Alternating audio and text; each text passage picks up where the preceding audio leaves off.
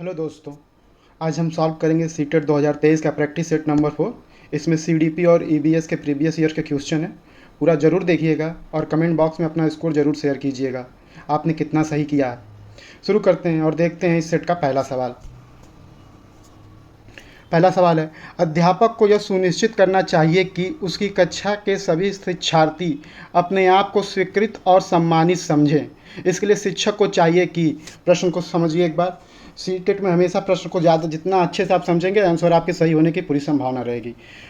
प्रश्न कह रहा है, अध्यापक को यह सुनिश्चित करना चाहिए कि उसकी कक्षा के सभी शिक्षार्थी अपने आप को स्वीकृत और सम्मानित समझें। इसके लिए शिक्षक को चाहिए कि वह कड़े नियम बनाएं और जो बच्चे उसका पालन न करें उन्हें दंड दे। ये होगा नहीं। दूसरा ऑप्शन क्या कर रहा है, वंचित पृष्ठभूमि से आने वाले बच्चों का तिरस्कार करें ताकि वे अनुभव करें कि उन्हें अधिक कठोर परिश्रम करना है। ये भी नहीं होगा। आप डिस्क्रिमिनेट नहीं कर सकते। सी ऑप्शन, उन शिक्षार्थियों का पता लगाएं जो अच्छी अंग्रेजी बोल सकते हों और संपन्न घरों से हों तथा उन्हें आदर्श के रूप में प्रस्तुत करें। यहाँ भी डिस्क्रिमिनेट किया जा रहा है, ये भी नहीं होगा। चौथा ऑप्शन, अपने शिक्षार्थी को सामाजिक और सांस्कृतिक पृष्ठभूमि की जानकारी प्राप्त करें और कक्षा में विभिन्न मतों को प्रोत्साहित करें। यही क्या होगा, आपका राइट आंसर होगा। आपके लिए एक कक्षा में अलग अलग तरह के बच्चों का होना आपके लिए वो सोशल और इकोनॉमिकल कल्चर, उसको क्या सकते हैं, विविधता जितना अच्छा होगा आपका कक्षा क्या होगा उतना ही अच्छा होगा, उतना ही डाइवर्सिफाई होगा, जो अधिगम में आपको उतना ही मदद करेगी। नेक्स्ट क्वेश्चन देखते हैं।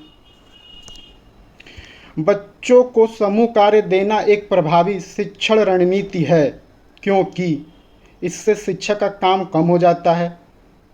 प्रभावी शिक्षण रणनीति, क्वेश्चन को समझिए और जितने अच्छे से क्वेश्चन समझेंगे, बार बार कहा जाता है क्वेश्चन जितने अच्छे से समझेंगे आंसर उतनी ही अच्छे से निकलेगा। प्रभावी शिक्षण रणनीति है क्योंकि इसमें शिक्षा का काम कम हो जाता है। बी, छोटे समूह में कुछ बच्चों को दूसरे बच्चों पर हावी होने की अनुमति होती है।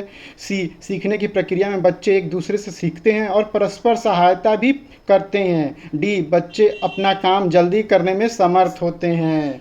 तो इसका राइट आंसर हो जाएगा सी, सीखने की प्रक्रिया में बच्चे एक दूसरे से सीखते हैं और परस्पर सहायता भी करते हैं। क्यों, इससे बच्चों में नैतिकता का विकास और सामाजिक विकास होता है। देखिए दो शब्द आ गया, एक नैतिकता और एक सामाजिक। आप यहाँ बताइए कि अधिगम में नैतिकता का सिद्धांत किसका है और अधिगम सिद्धांत में सामाजिक का सिद्धांत किसका है, सामाजिक विकास का सिद्धांत किसका। कमेंट बॉक्स में जरूर कमेंट करिएगा। चलिए नेक्स्ट क्वेश्चन देखते हैं। प्राथमिक स्तर पर गणित की अच्छी पाठ्य पुस्तक के लिए निम्नलिखित में से कौन सी विशेषता महत्वपूर्ण है। किस स्तर की ये बात की जा रही है, प्राथमिक स्तर की बात की जा रही है। प्राथमिक स्तर पर गणित की अच्छी पाठ्य पुस्तक के लिए उसमें अवधारणाओं का परिचय संदर्भों के द्वारा दिया जाना चाहिए। अवधारणा मतलब कॉन्सेप्ट, ठीक है। कॉन्सेप्ट का जो परिचय है संदर्भों के रेफरेंस के द्वारा दिया जाना चाहिए। बी, उसमें केवल बहुत से अभ्यास होने चाहिए जिससे कि यथातथ्य अभ्यास किया जा सके। सी, वह आकर्षण और रंगीन होनी चाहिए। वह मोटी और बड़ी होनी चाहिए। तो पहले एलिमिनेट करेंगे, जब भी अब लगे आपको कि थोड़ा भी कंफ्यूजन हो ऑप्शंस में तो आप एलिमिनेट करना शुरू करिए। सीटेट में सॉल्व करने का सबसे बेस्ट तरीका यही है। देखिए डी तो होने से रहा। आकर्षण और रंगीन, इसका भी कोई बहुत महत्व नहीं है। अब उसमें ए और बी में केवल बहुत से अभ्यास, केवल शब्द बहुत से अभ्यास होने चाहिए, तो ये भी नहीं होगा। होगा क्या, फिर ए होगा। उसमें अवधारणाओं का परिचय संदर्भों के द्वारा दिया जाना चाहिए। यही क्या होगा, राइट आंसर हो जाएगा। चलिए नेक्स्ट क्वेश्चन। पियाजे के अनुसार 2 से 7 वर्ष के बीच का एक बच्चा संज्ञानात्मक विकास की अवस्था में है। ये बहुत इंपॉर्टेंट क्वेश्चन है और हर साल ये क्वेश्चन किसी न किसी रूप में फ्रेम होता है, चाहे कॉन्सेप्चुअल बेस पे आए चाहे फैक्ट लेवल पे आए, लेकिन ये क्वेश्चन जरूर रिपीट होता है। तो फिर से हम देखते हैं क्वेश्चन को। पियाजे के अनुसार 2 से 7 वर्ष के बीच का एक बच्चा संज्ञानात्मक विकास की अवस्था में। आपको मालूम है कि पियाजे ने संज्ञानात्मक विकास के 4 अवस्थाएं दिए थे। वो कौन कौन सी अवस्थाएं थी। पूर्व संक्रियात्मक अवस्था, पहला था संवेदी गतिक अवस्था, दूसरा था पूर्व संक्रियात्मक अवस्था, तीसरा था मूर्त संक्रियात्मक अवस्था और चौथा था औपचारिक संक्रियात्मक अवस्था, जिसमें से संवेदिक गतिक अवस्था था वो 0 से 2 वर्ष का था। पूर्व संक्रियात्मक अवस्था था 2 से 7 वर्ष का और मूर्त संक्रियात्मक अवस्था जो होता है वो 7 से 11 वर्ष का, और औपचारिक संक्रियात्मक अवस्था होता है 11 वर्ष के बाद। यहाँ मूर्त मतलब कंक्रीट, कंक्रीट का मतलब होता है जो बच्चा देखे केवल उसी के बारे में बात कर पाए। अगर बच्चा आम जान रहा है, आम देख रहा है, तो वो केवल आम के ही बारे में बात करेगा कि आम का रंग ये है, आम जो होता है पेड़ पे होता है। लेकिन अगर जब वही बच्चा औपचारिक संक्रियात्मक अवस्था हो जाता है, यानी 11 वर्ष से अधिक का, तो वो फिर आम से क्या क्या बन सकते हैं उनके बारे में भी आपको बता सकता है, अगर आप सवाल करते हैं आम के विशेषताओं के बारे में। तो इस प्रश्न में उसका उत्तर क्या होगा? 2 से 7 वर्ष। और 2 से 7 वर्ष किस में आता है? हाँ बताइए। पुरुष संक्रियात्मक अवस्था में आता है। किस में आता है? पुरुष संक्रियात्मक अवस्था में। The right answer is a. चलिए नेक्स्ट क्वेश्चन देखते हैं। नेहा कक्षा 5 के ईबीएस विषय में नीचे दी गई मूल्यांकन तकनीक का प्रयोग करती है। नेहा कक्षा 5 के ईबीएस विषय में नीचे दी गई मूल्यांकन तकनीक का प्रयोग करती है। पहला, हस्तसिद्ध क्रियाकलापों का मूल्यांकन। बी, गृह कार्य मूल्यांकन। सी, परियोजना कार्य मूल्यांकन। डी, मौखिक परीक्षा। नीचे दी गई तकनीकों का कौन सा युगल अधिक वस्तुनिष्ठ मूल्यांकन दे सकता है? वस्तुनिष्ठ शब्द आया हुआ है। कौन सा शब्द है? वस्तुनिष्ठ। आपको मालूम है कि वस्तुनिष्ठ जो होता है सबसे बेस्ट किसमें वस्तुनिष्ठ आंसर मिलते हैं? ऑब्जेक्टिव में। तो यहाँ ऑब्जेक्टिव प्रश्न है नहीं, तो यहाँ जो प्रश्न जो ऑप्शंस दे रखे हैं उसमें आप खोजिए। तो उसमें देखिए गृहकार होगा नहीं, परियोजना कार्य मूल्यांकन होगा नहीं, फिर बचते कौन है? ऑप्शन के अकॉर्डिंग 4 और फर्स्ट। ये किस ऑप्शन में दे रखा है? बी वाले में दे रखा है। तो B is right answer. 1 and 4 is right answer. हस्तसिद्ध क्रियाकलापों का मूल्यांकन और मौखिक परीक्षा युगल ही सबसे उच्चतम वस्तुनिष्ठ मूल्यांकन दे सकता है दिए गए प्रश्न के अनुसार। चलिए नेक्स्ट क्वेश्चन देखते हैं। एक औसत बुद्धि वाला बच्चा यदि भाषा को पढ़ने एवं समझने में कठिनाई प्रदर्शित करता है तो यह संकेत देता है कि बच्चा का लक्षण प्रदर्शित कर रहा है। पढ़ लिया आपने? अब ऑप्शन की ओर जाते हैं। ऑप्शन ए, पठन अक्षमता डिसलेक्सिया। बी, लेखन अक्षमता डिसग्राफिया। सी, यहाँ डिस्प्राफिया लिखा हुआ है, गलत है, डिसग्राफिया होगा। सी, गणितीय अक्षमता डिसकैलकुलिया। डी, गति समन्वय अक्षमता डिसप्रैक्सिया। ये भी सीटेट के बहुत इंपॉर्टेंट क्वेश्चनों में से एक क्वेश्चन है और हर साल किसी न किसी रूप में जरूर आपको मिलेगा। और इसको ये 4-5 ही आते हैं, इसको आप एक बार पढ़ डालिए, दिमाग में बैठ गया, उसके बाद एक क्वेश्चन समझिए, 1 नंबर तो आपके पक्के। तो इसमें क्या है? भाषा को पढ़ने एवं समझने में कठिनाई हो रही है, मतलब क्या है? पठन विकार है। तो पठन विकार किसमें है? पठन अक्षमता जो है वो क्या कहलाता है? डिसलेक्सिया कहलाता है। अगर लिखने में अक्षमता हो तो उसे डिसग्राफिया कहते हैं। अगर उसको गणित के प्रश्न हल करने में दिक्कत हो रही है तो उसे डिसकैलकुलिया कहते हैं। और अगर मोशन संबंधी एनी इशू हो तो उसे डिसप्रैक्सिया बोलते हैं। तो यहाँ कौन सा सवाल के अकॉर्डिंग क्या उत्तर होगा? डिसलेक्सिया, क्योंकि यहाँ भाषा को पढ़ने एवं समझने में कठिनाई होती है। और डिसलेक्सिया में क्या दिक्कत होती है? बच्चा जो है वो वाज को क्या पढ़ता है? सा पढ़ता है, राम को आम पढ़ता है। ये इसके उदाहरण हैं। चलिए नेक्स्ट क्वेश्चन देखते हैं। सुरेश सामान्य रूप से एक शांत कमरे में अकेले पढ़ना चाहता है, जबकि मदन एक समूह में अपने मित्रों के साथ पढ़ना चाहता है। यह उनके में विभिन्नता के कारण हैं। ए, मूल्यों। बी, अभिक्षमता। सी, अधिगम शैली। डी, प्रावर्तकता स्तर। देखिए यहाँ किनके बारे में बात की जा रही है? 2 लोगों के बारे में बात की जा रही है। पहले कौन है? सुरेश हैं, जो समान रूप से एक शांत कमरे में अकेले पढ़ना चाहते हैं, जबकि मदन जो है वो एक समूह में अपने मित्रों के साथ पढ़ना चाहते हैं। 2 लोगों की बात हो रही है, यानी दोनों की क्या डिफरेंस है? पर्सनालिटी डिफरेंस है। और पर्सनालिटी डिफरेंस है तो फिर किसको डिनोट कर रहा है? वो अभिक्षमता को डिनोट कर रहा है, न कि वैल्यूज को, न कि पैटर्न को। तो आंसर क्या होगा इसका? फिर आंसर होगा B. B is right answer. चलिए नेक्स्ट क्वेश्चन की ओर मूव करते हैं। नेक्स्ट क्वेश्चन ईवीएस से रिलेटेड है। जब कोई व्यक्ति ट्रेन द्वारा अहमदाबाद से केरल की यात्रा करता है, जब वो अनेक सुरंगों को पार करता है, ये सुरंगें पर्वतों में हैं। पहला, विंध्याचल। बी, अरावली। सी, पश्चिमी घाट। डी, पूर्वी घाट। एकदम आसान सा सवाल है, जो भी थोड़ा सा भी इंडिया मैप को अच्छे से देखे रखा होगा उन्होंने ये सवाल बना लिया होगा। 1 नंबर उनके बन गए। तो इसका क्या आंसर होगा? इसको एक्सप्लेन करते हुए कैसे समझें? अहमदाबाद कहाँ है? गुजरात में है। और केरल आप देख रहे हैं दक्षिण भारत की ओर पहुँच गए। तो आप जब अहमदाबाद से कहाँ आ रहे हैं, केरल की ओर आ रहे हैं। तो आपको मालूम है कि ये पश्चिम की तरफ क्या है, ये वेस्टर्न घाट है। क्या है, वेस्टर्न घाट है। जबकि आपके विंध्याचल, सतपुड़ा, अरावली यहाँ पे हैं। ठीक, तो वो कौन से सुरंगे, कहाँ के सुरंगे पार करेगा, पश्चिम घाट की सुरंगे पार करेगा। तो इसका राइट आंसर क्या हो जाएगा, राइट आंसर सी हो जाएगा। ठीक है, आपने समझ लिया। अब चलिए यहीं पर 2 क्वेश्चन और पुट करिए। दक्षिण भारत की सबसे ऊंची चोटी और नीलगिरी पर्वत की सबसे ऊंची चोटी कौन सी है, कमेंट बॉक्स में कमेंट करिए। नेक्स्ट क्वेश्चन देखते हैं। वर्ली एक पारंपरिक कला का प्रकार है। वर्ली नामक स्थान किस राज्य में है। ये भी आया हुआ मतलब आए हुए तो सारे क्वेश्चन है, लेकिन ये इंपॉर्टेंट क्वेश्चन है क्योंकि ईवीएस बुक से सीधे सीधे लिया गया हुआ। तो क्या है, वर्ली एक पारंपरिक कला का प्रकार है। वर्ली नामक स्थान किस राज्य में है। तो वर्ली किस राज्य में है, वर्ली जो है एक जनजाति होती है और ये महाराष्ट्र की जनजाति है और ये पश्चिम भारत की सबसे बड़ी जनजातियों में से एक है वर्ली। और इनकी जो कला, चित्रकला होती है वो भी वर्ली के नाम से ही मशहूर है।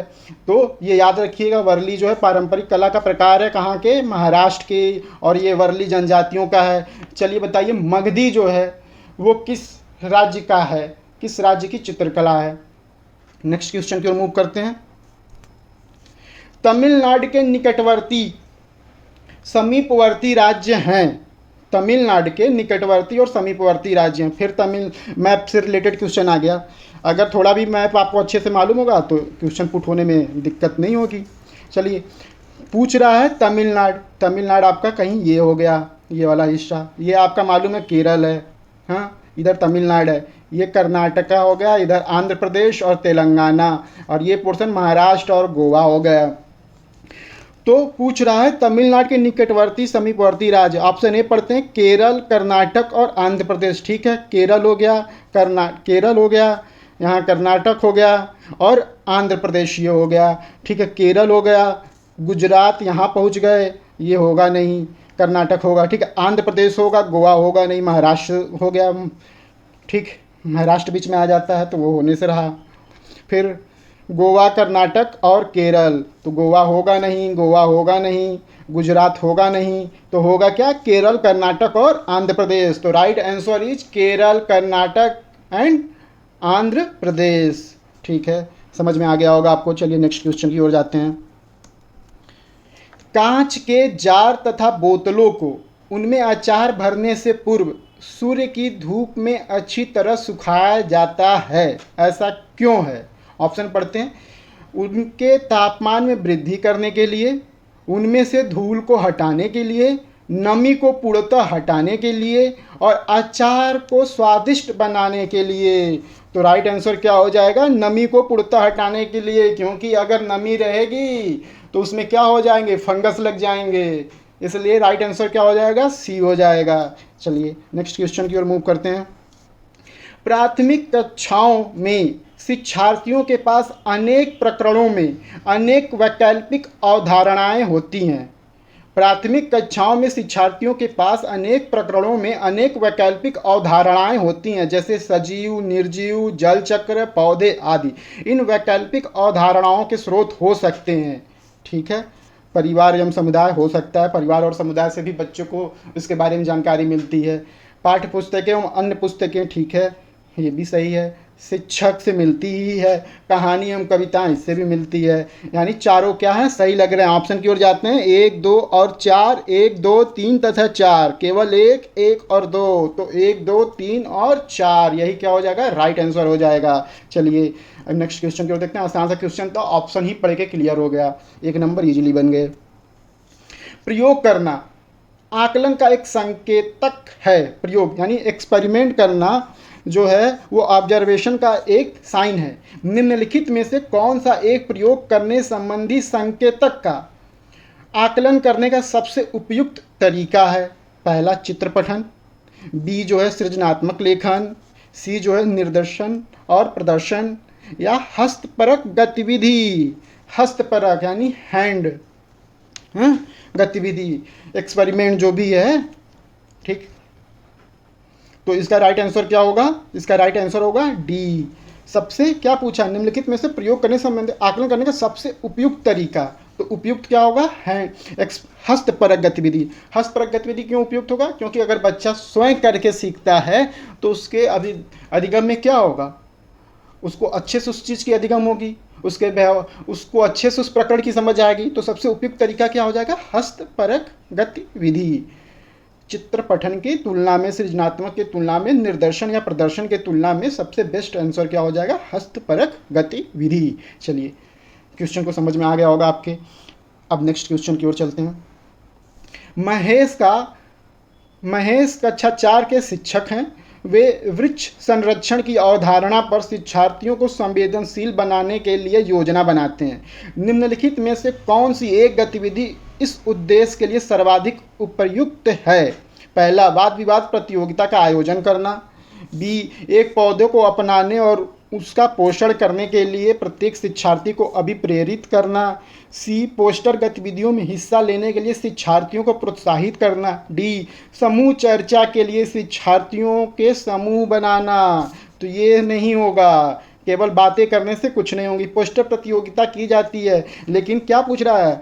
सर्वाधिक उपयुक्त। और इससे पहले वाला जस्ट प्रीवियस ईयर क्वेश्चन जो थे उसमें क्या था कि हस्तपरक गतिविधि, और हस्तपरक गतिविधि किसमें आ रही है? देखिए, तो एक पौधे को अपनाने और उसका पोषण करने के लिए शिक्षार्थी को अभिप्रेरित करना। अगर वो बच्चा एक पौधे को अगर पोषित कर रहा है तो उसमें खाद पानी के महत्व को समझेगा, सूर्य के महत्व को समझेगा। इससे उसका क्या होगा? अधिगम और वृक्ष संरक्षण की अवधारणा क्या होगी? और अच्छे से विकसित होगी। वृक्ष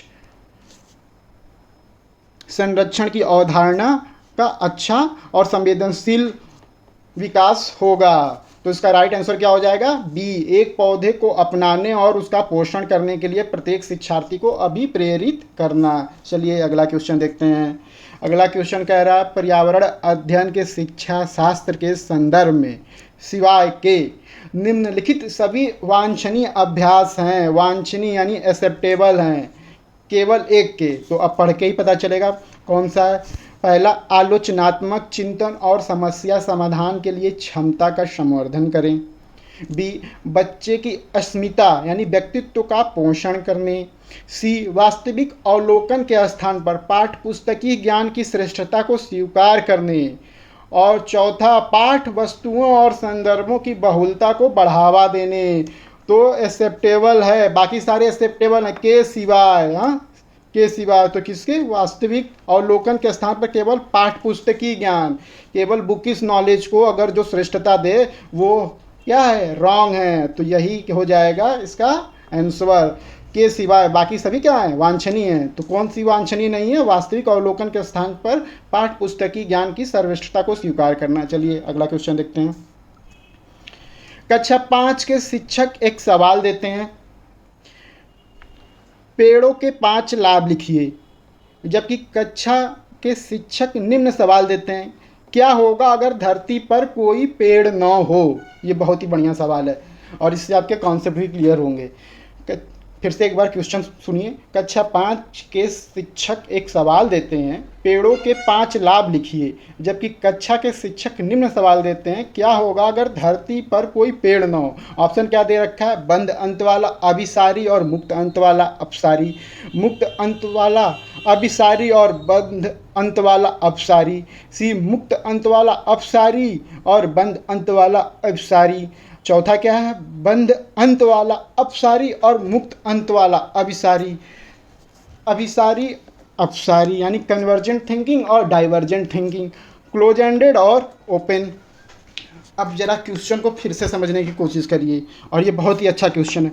पेड़ों के क्या करने हैं? 5 लाभ लिखने हैं। पेड़ों के 5 लाभ ये, और क्या होगा? क्या होगा धरती पर कोई पेड़ ना हो? कोई पेड़ ना हो। अब इस क्वेश्चन को अगर आप ध्यान से समझने की कोशिश करिए, पेड़ों के 5 लाभ, यहाँ क्या कर रहा है? चीज़ें फिक्स हो जा रही हैं कि नहीं? हमें पेड़ के क्या करने हैं? केवल 5 लाभ लिखने हैं। तो हमें 5 लाभ जो भी मालूम है वही क्या होगा? उत्तर होगा। और इसमें क्या होगा? क्या हो अगर धरती पर कोई पेड़ ना हो? तो आपके मन में जो भी विचार आए, जिस तरह के भी विचार आए, ठीक है, वहाँ केवल लाभ था। आप ये नहीं कर सकते थे कि यूकेलिप्टस जो है वो पेड़ का क्या लाभ, यूकेलिप्टस जो है धरती के लिए फायदेमंद है कि नहीं है। वहाँ केवल आपको पेड़ के लिए लाभ दिखाना था कि पेड़ों से हमें क्या मिलते हैं, ऑक्सीजन मिलते हैं, पेड़ों से क्या मिलते हैं, हमें फल मिलते हैं, पेड़ों से क्या मिलते हैं, हमें लकड़ी मिलती हैं।